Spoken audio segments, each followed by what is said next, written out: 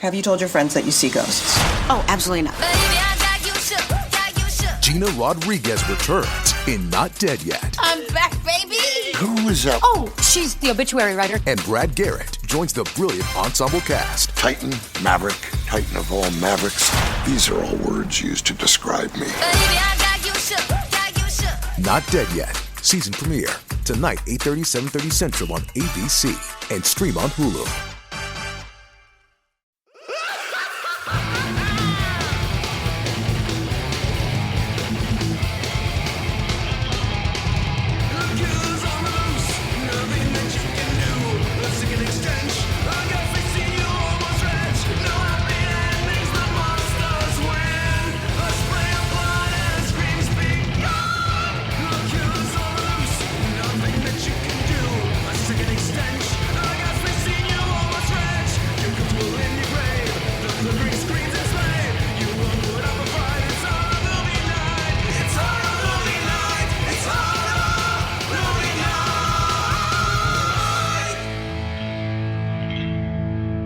So it is the start of listener submitted week, and we're kicking it off with fucking Tremors from 1990, starring Kevin Bacon and Fred Ward and a whole bunch of other great people. It's probably the one we're most excited to talk about during this month, so let's just get it out of the way, guys. Wait, are we? I'm certainly not excited about the next 2 weeks worth of movies. I mean, we're ending on a solid note, but I also remember that movie kind of sucking too. So here we go. Let's go to the email that we got from Eric Cox. Great last name. He said, "Hey guys, new listener here. I started with episode 1 on your show last Friday, December 8th, while looking for a new podcast to listen to at work. And I'm at episode 48 already and love every minute of it. I'm not sure if you'll eventually cover any of the Tremors franchise. Disclosure, part 1 is my favorite of all time. Look forward to hearing the rest of the episodes as I move forward through them." Well, Eric, when we voted, Tremors was just sticking out there like a sore thumb among a pile of shit. So, of course, we were going to vote for it. Let's talk about Tremors, dude. This movie's fantastic. Like, I think it still holds up incredibly well.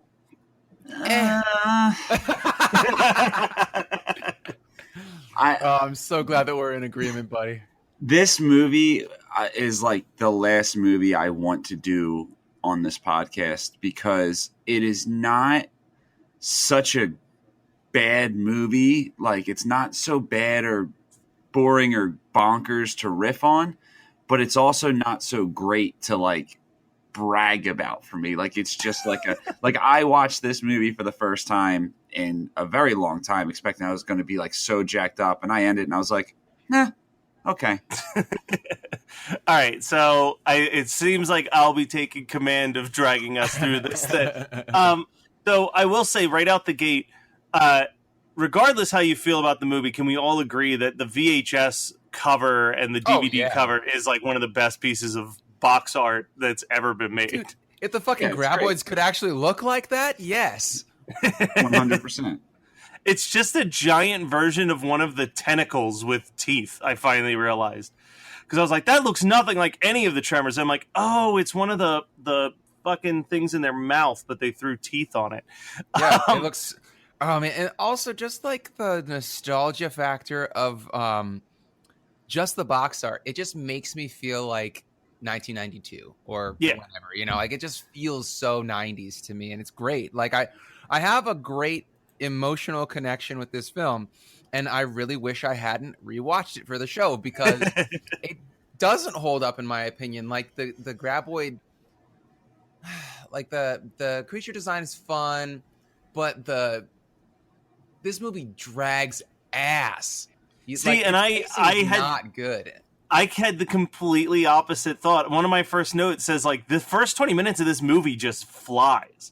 Yeah, like, but that's not the whole point. The point is, like, pacing the pacing. When I complain about pacing on our podcast, and I do it a lot. I mean, I complain about a lot of stuff on our podcast, but I mean, pacing, I think, is my number one gripe because it really is what makes the movie easy or hard to watch. But, like, I just feel like if you start off strong and then you start dragging ass in the second act because you don't know how to get yourself to the hour mark so that you could then have 20 minutes of sweet shit. Like, this is kind of a siege movie. Okay. I don't like siege movies. They're just kind of like, that's what I hate about zombie flicks, is that it's, okay, we got to deal with these people arguing and trying to decide what they want to do to get out of the situation. Okay, I don't give a fuck about that. I just want to see the monsters. Yeah. All right, so here's my notes on the early part of the movie, because I think we can all agree that at least the first 20 minutes of this movie is pretty hard to complain about. Well, wait. If your first note isn't fade in Kevin Bacon pissing, First note is Kevin Bacon pissing. All right, good. Well, I mean, but we don't get a cock shot because this isn't Hollow Man. So apparently, when I was doing research for other purposes, the opening. Wait, what? You wanted what? See Kevin Bacon's penis? Yeah, no, that's what I was looking for. The movie didn't originally start with Kevin Bacon pissing. The original script actually had a hobo in town getting taken down on pulled under right away, but they thought that it was a little too mean-spirited to kick off the movie that way. So they just jumped right into Kevin Bacon pissing because they felt like it kind of fit more of the comedic tone of the movie. Yeah, okay. But I feel like this movie in the first 20 minutes does a really good job from a script writing standpoint of, you introduce all of these characters, you introduce all the different things that make them their unique characters. Like, you introduce Bert and Val and Ernie, Earl, and all of these characters, and right out the gate in the first 20 minutes, you kind of know, okay, that's the gun nut. These guys are the handymen. They solve things with rock, paper, scissors, which is going to become a reoccurring theme throughout the movie. They introduce all of these pieces in a very realistic way that makes all of the characters feel human, which right out the gate is a big benefit over 99% of the movies that we watch, where none of these characters like robots. This feels like an actual small town, and I kind of like it. My next note immediately after that, though, is Jesus Christ, Melvin sucks.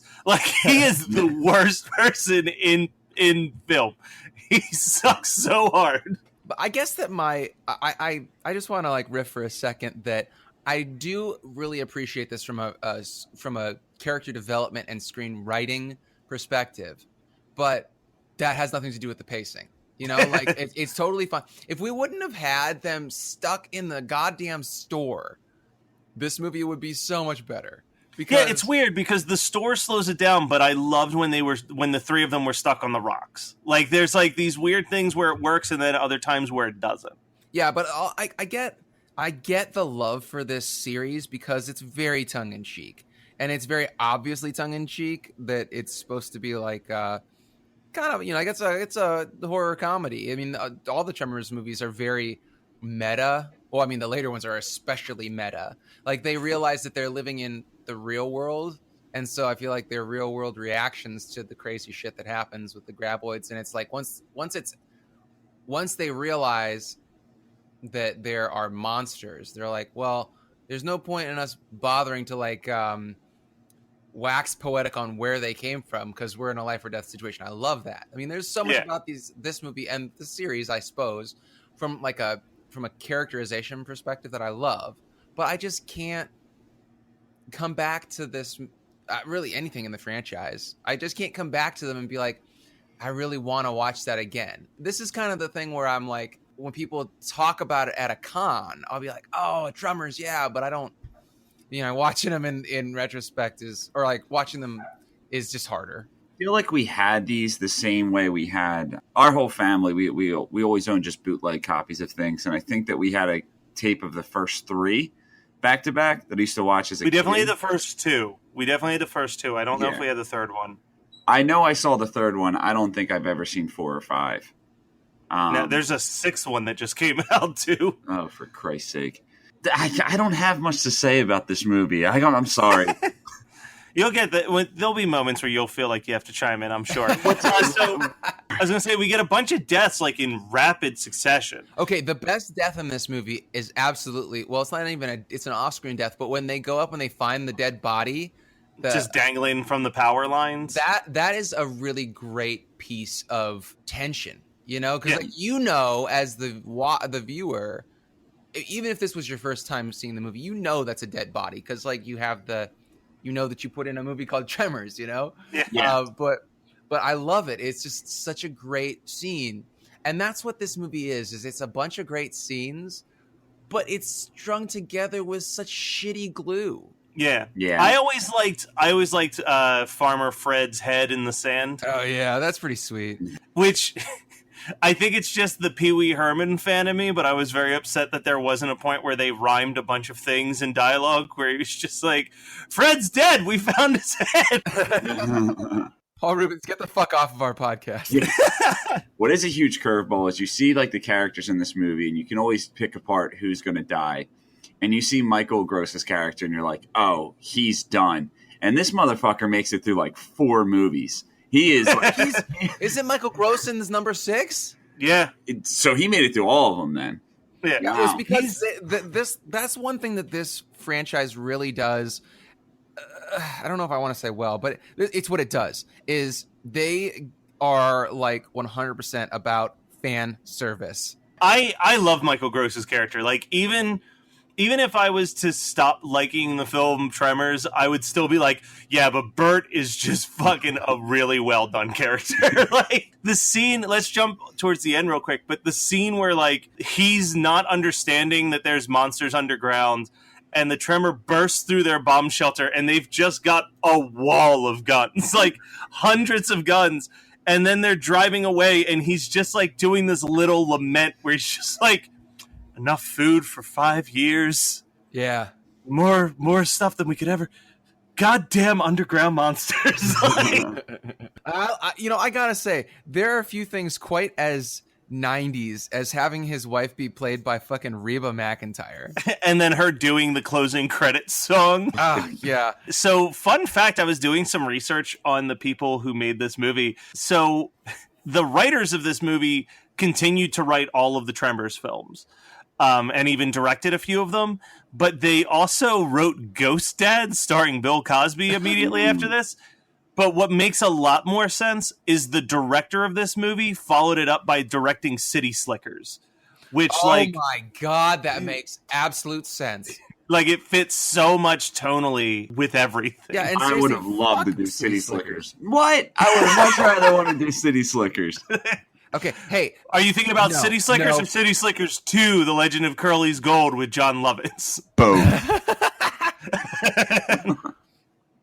God damn it. You know what's going to happen is that he's going to pick one of those goddamn things for Patreon. Here's the City thing. Slickers 2 we could get a good episode out of. City Slickers 1 is just a decent movie. No, I don't want to watch Billy Crystal in anything. See, but you so need to annoying. understand if there's any way I can connect to John Lovitz, I'm gonna want to watch that movie, which isn't a good idea because John Lovitz doesn't make a lot of good movies. I'd argue he hasn't made really any. High School High. All you need to know about Brian and I's sense of humor and relationship is that yesterday, out of nowhere, I just messaged him Dr. Evil's full speech about his childhood from the first Austin Powers movie. He would womanize. He would drink. He made outlandish remarks like he invented the question. Sometimes he would accuse chestnuts of being lazy. Say what you will about Michael Myers and the Austin Powers franchise, but there's some motherfucking gold. Oh, It's moments like that that are just so absurd and just swinging for the fences that it works.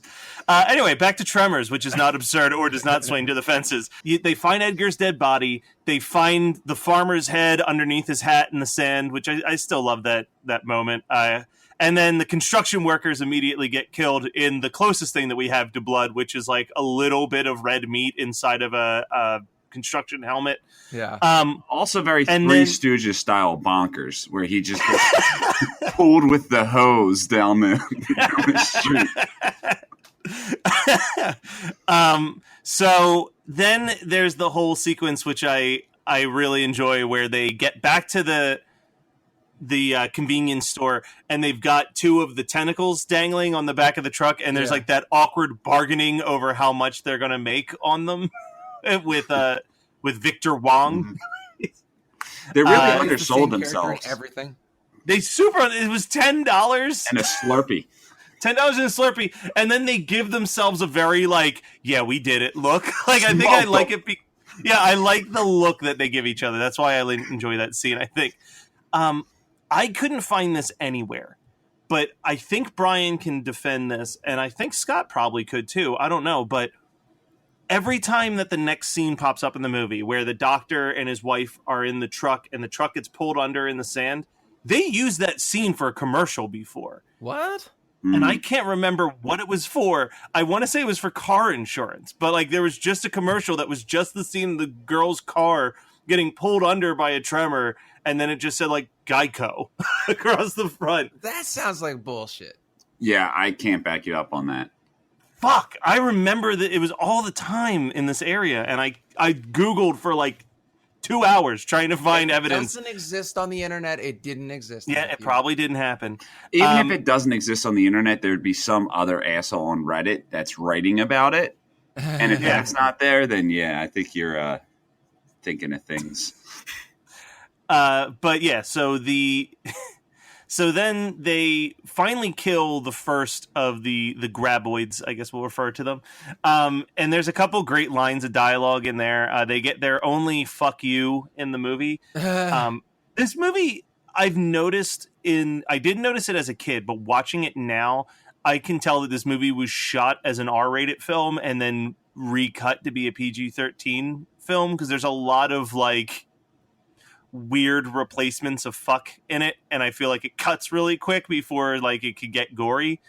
But yeah, there's the scene where Earl asks the grad student Rhonda, "You ever see something like this?" And Kevin Bacon goes, "Yeah, Earl, everybody has. They just haven't told you about it yet." But I still think the design of this creature looks great. Like I think that it looks like they did the whole movie with only one creature, which I thought was kind of interesting. Wow. Really? And they just kept reusing it for all the different scenes because it was made on like this movie was made for $1 million. Like, it was made on a super small budget for like a Universal picture. But yeah, I think that for the little bit of money that was put into making this film, it came out looking really great. And they looked better as the franchise went on. I think in the third one, I've seen the third and maybe the fourth one, and I know that they started using CGI creatures, and that like. Did they do that in the third one? I feel like the third one was the last puppet. Tremors 3, The Last Puppet. Also, I super undersold this movie. It was 11 million, not 1 million. Oh, wow. Okay. Oh, yeah. Yeah, that makes more sense, especially because it's got Kevin Bacon. I mean, and Fred Ward had that weird time in the 90s when people gave a shit. He did this, and then he did Naked Gun 3, and people stopped caring about Fred Ward again. Yeah. Although Naked Gun, 33 and a third, right? Yeah. But he made his big comeback in Road Trip. Oh, my God. Fun fact about Naked Gun 3, or the Naked Gun franchise, most people don't know. Weird Al Yankovic has a cameo in every movie. Of course you know that, though. Since we're doing fun facts, I think this is appropriate time for a fun fact. Kevin Bacon is the star of this movie, and he is also a star in a Christopher Guest movie called The Big Picture. And in that, Elliot Gould is actually, he's uncredited, but he plays the judge in that. And Elliot Gould was in this movie that was never released called Noah, where he played the voice of God. And actually the person who played the voice of Noah was Michael Keaton, who was in Beetlejuice. That is my 6 degrees of Beetlejuice for this episode.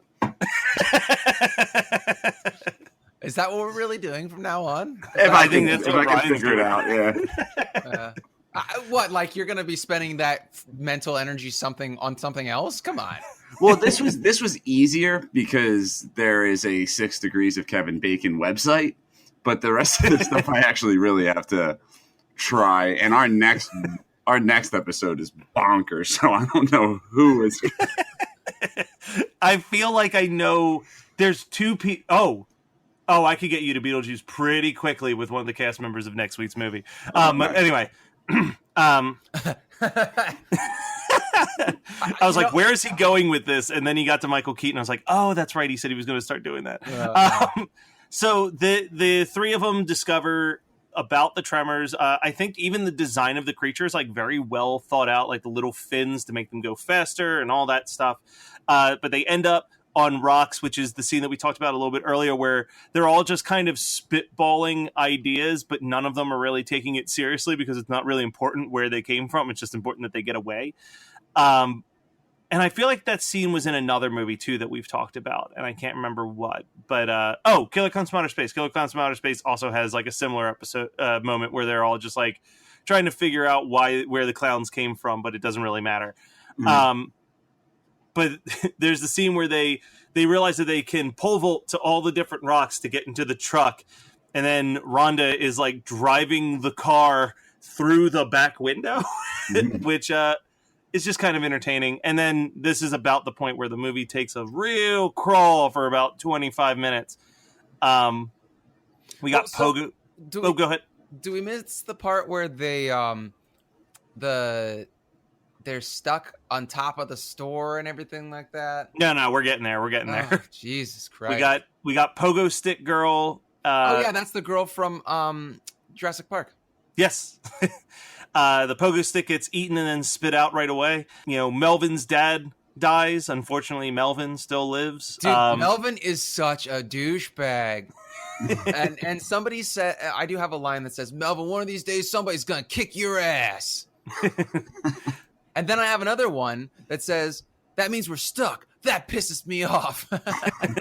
The one line that I love about Melvin is when they're trying to cause a distraction. He goes, we need to make a distraction. Hey, Melvin, you want to make a buck? There's one moment with Melvin that I laugh at every single time, and I don't think I'm supposed to laugh at it. But it's after Bert kills the Tremor, and there's two things back to back. First is my favorite line in the entire movie, with Kevin Bacon going, be warned, there are two more mother humpers. And then everyone's celebrating that they killed one, and it just cuts to Melvin on the roof of this building, and he just goes, all right, dude, with like a thumb up. It's the most awful 90s thing I've ever seen. Are you forgetting the entirety of Arcade? Oh, that's true. I stand corrected. Oh, God, I can't get that movie out of my life. I have a note that says, Rhonda's kind of cute, and I'm not just writing this because she currently has no pants on. Yes, so she had to take her pants off, and I hate that. It's not, oh no. She's it's very unnecessary. Right? Yeah, she's a scientist, for God's sake. Put some damn khakis on. There's another line from Bert where they're waiting for them. So they decide to get they call it the Wildcat, to pull a beat up truck behind it, and they're all going to ride in the truck through the mountains and get to safety. And that's the scene where they're going to pick up Bert from his bomb shelter, and he keeps shooting at the ground, hoping to kill another one. And finally, Reba McEntire yells at him and goes, damn it, Bert, stop! And he goes, I think I scared it. Like, I just love how insane Bert is throughout this movie. He gives Melvin the gun with no bullets, which I remember being hilarious when I was 10. But the last note that I have is like Kevin Bacon's plan at the end of this movie fucking sucks. Like, it's stupid. It's a dumb plan. But that's the thing is, I feel like most of these plans are fucking stupid. But most of them work. It's like, hey, we're going to feed it a bomb and it'll blow up. I'm like, okay, I can understand the logic of that. My last two notes just kind of show how disappointing the end of this movie is, to follow up on you not liking Kevin Bacon's plan. So that the last, when they do blow up the third and final Graboid, or is it? And it looks like a straight dog turd. Like, it looks like a 25-foot dog shit. And I'm like, man, that's I've never picked up one quite that big. But then there's so much forced cheering in this goddamn movie. All right, so dude. Yeah. Yay. That's how I feel about finishing this movie. You forced me to be happy about it.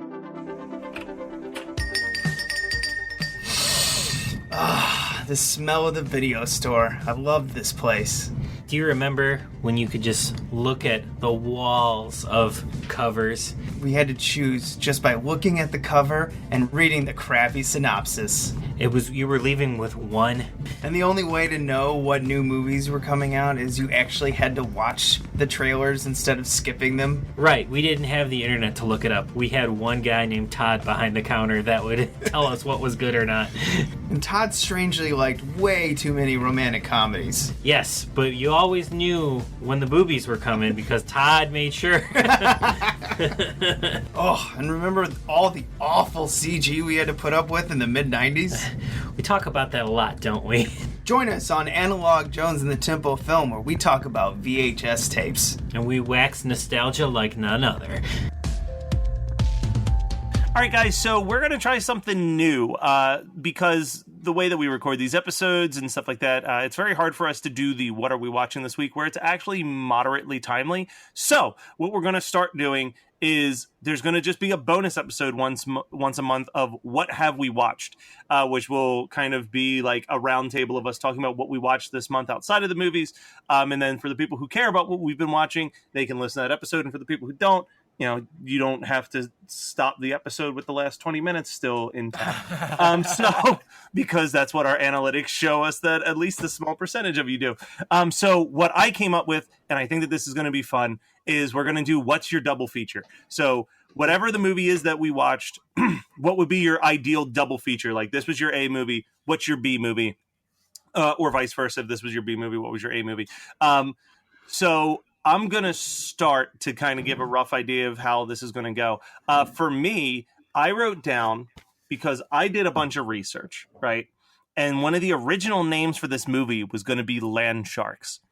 And this movie is an homage to all of Universal's other films. And you might think I'm crazy, but if you think about it, this movie follows beat by beat Jaws. So that is going to be my A movie. It's got the, creature POV shots. It's got the like bumps in the ground, kind of like the yellow barrels, letting you know where the shark's at. Even the way that characters get attacked is very similar to people getting attacked in Jaws. So Jaws is my double feature with Tremors for this one.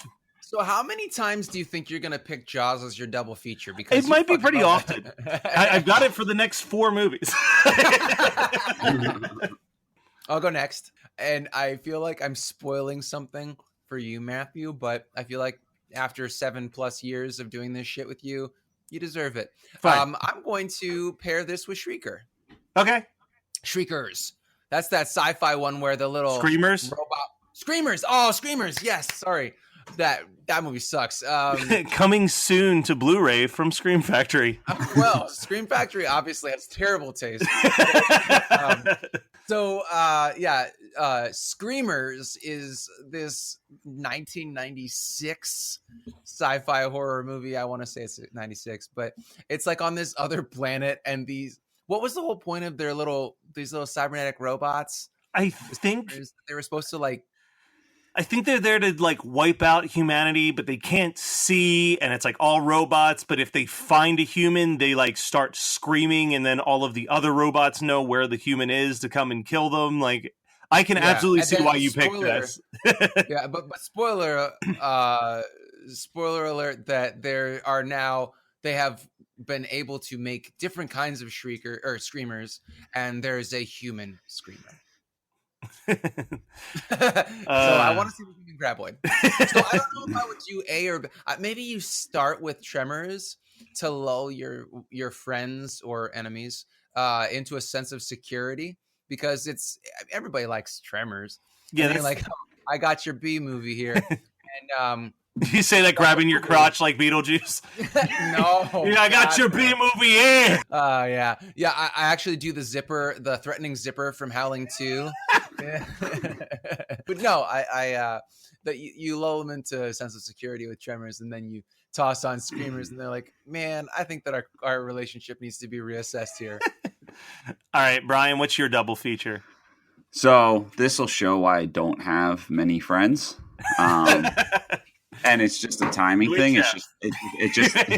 It just happened that I watched a specific trailer at the same time I was watching Tremors. But anyway, so as we discussed, Reba McEntire is in this movie.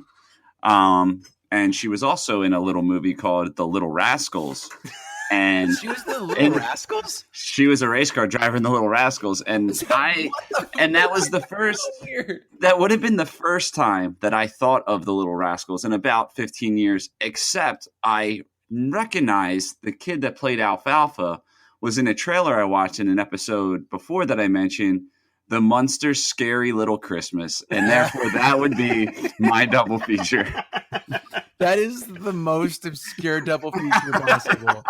All right, so if you go on our Twitter account, twitter.com/HMN podcast, you'll see a poll with our three double features. Vote for what you think is the best double feature with Jaws. Is it With Tremors. with Tremors? You're already ruining it. You're setting them up to pick Jaws. Don't necessarily just pick Jaws, Screamers, or the Monsters' Scary Little Christmas?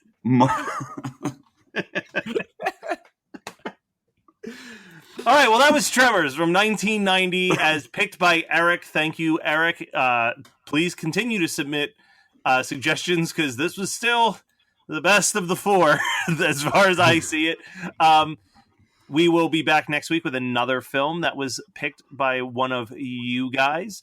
And I'm just so excited about it, I could dance. So if you would like to have a movie selected for one of our bi-yearly listener submitted months, send us an email at hmnpodcast@gmail.com and just hang out with us on Facebook and Twitter and Instagram and all that cool stuff. And apparently I should be telling you to rate and review us on iTunes, so do that also. Also just a heads up, if you're a listener on SoundCloud, at the end of the month we're going to be not shutting down, like the episodes will still be up there, but there won't be new episodes. If you want to listen to the show every week, we highly recommend that you subscribe on iTunes. We're going to be moving to a platform called Pinecast, which unfortunately one of the downsides is that it's not a user platform in the way SoundCloud is with the shareability. It's kind of more of just a place to put all of your information with the RSS feed, but the benefits are astronomical for us. So we'll be posting the website instead for you guys to go and listen to the episode on the Facebook page and Twitter. But subscribing to iTunes is great, and this will also allow us to eventually, fingers crossed, get our show on Spotify. So stay tuned for that. We'll let you know when and if we end up on Spotify. We probably will, though, through Pinecast. So please take some time, if you're a SoundCloud listener, to go ahead and subscribe to iTunes. And while you're doing that, why not just rate and review us, too? It'd be great. All right, thanks, guys, and have a good one.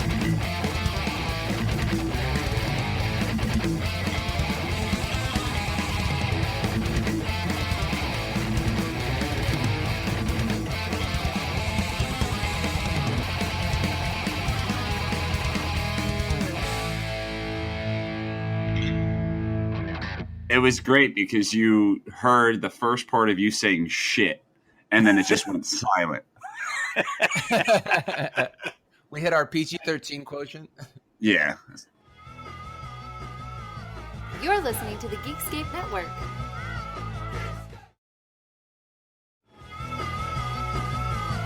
You're listening to the Geekscape Network.